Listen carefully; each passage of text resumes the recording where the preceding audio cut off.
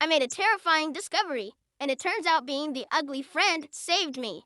The moment the detective slid the photo across the table, my stomach dropped because the girl in the picture wasn't me, but she was supposed to be.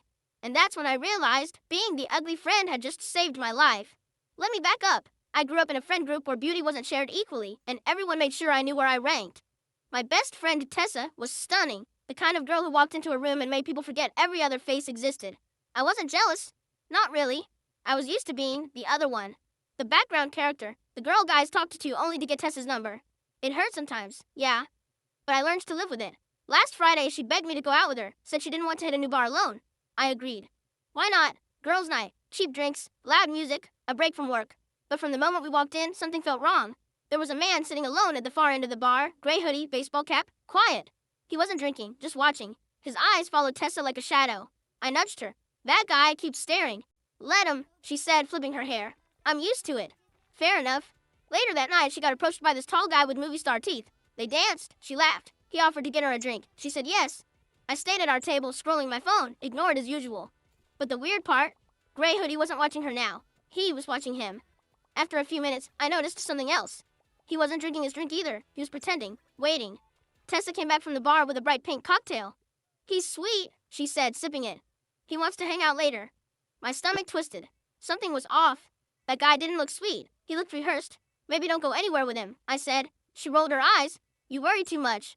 An hour passed. The crowd thinned. Tessa got tired and wanted to leave with him. Of course, I insisted on ordering an Uber first. She groaned but agreed to meet him outside. As she walked out, the man in the gray hoodie stood up and followed her. Not movie star teeth. Gray hoodie. I didn't think. I sprinted after them. By the time I got outside, Tessa was already approaching the wrong guy, the tall one, while Gray Hoodie reached into his pocket, moving toward the shadows behind her. I yelled her name so loud my throat burned. Both men froze. Gray Hoodie glared at me with the coldest look I've ever seen, then turned and walked away into the dark like he'd never been there.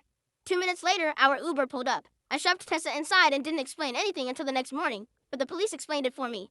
Because Gray Hoodie, he wasn't just some creepy loner. He was a suspect in 3 abductions in our area, and he had a pattern. Pretty, outgoing, social media famous women. The detective said something that still chills me. He didn't go after you because you didn't match his preferred profile. Your friends did. Then he showed me the surveillance photo, the one that made my stomach drop. Gray Hoodie had taken a picture of Tessa at the bar. But the timestamp, he'd taken it before movie star Teeth ever approached her. He'd targeted her from the moment we walked in. And if I hadn't been there, if I hadn't yelled, if I hadn't noticed him, if I hadn't been the uninteresting one ignored by everyone else, Tessa wouldn't have made it home. So yeah, I've been the ugly friend my whole life. But that night, it saved her. If this story shocked you, hit like, drop a comment, and subscribe for more.